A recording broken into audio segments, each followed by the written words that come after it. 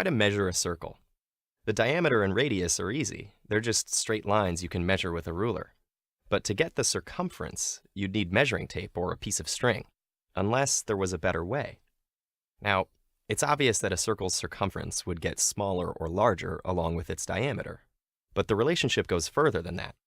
In fact, the ratio between the two, the circumference divided by the diameter, will always be the same number, no matter how big or small the circle gets.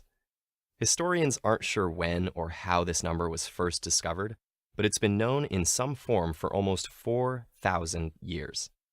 Estimates of it appear in the works of ancient Greek, Babylonian, Chinese, and Indian mathematicians, and it's even believed to have been used in building the Egyptian pyramids. Mathematicians estimated it by inscribing polygons in circles, and by the year 1400, it had been calculated to as far as 10 decimal places. So when did they finally figure out the exact value instead of just estimating? Actually, never. You see, the ratio of a circle's circumference to its diameter is what's known as an irrational number, one that can never be expressed as a ratio of two whole numbers. You can come close, but no matter how precise the fraction is, it will always be just a tiny bit off. So to write it out in its decimal form, you'd have an ongoing series of digits starting with 3.14159 and continuing forever. That's why, instead of trying to write out an infinite number of digits every time, we just refer to it using the Greek letter pi. Nowadays, we test the speed of computers by having them calculate pi, and quantum computers have been able to calculate it up to 2 quadrillion digits.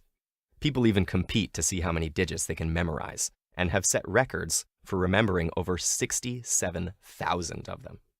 But for most scientific uses, you only need the first 40 or so.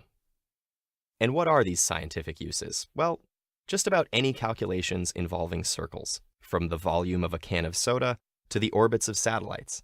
And it's not just circles either.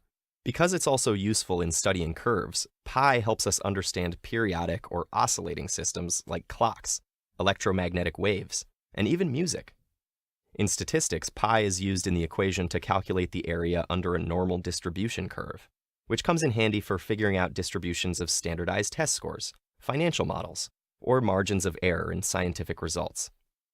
As if that weren't enough, pi is used in particle physics experiments, such as those using the Large Hadron Collider, not only due to its round shape, but more subtly, because of the orbits in which tiny particles move. Scientists have even used pi to prove the elusive notion that light functions as both a particle and an electromagnetic wave, and perhaps most impressively, to calculate the density of our entire universe, which, by the way, still has infinitely less stuff in it than the total number of digits in pi.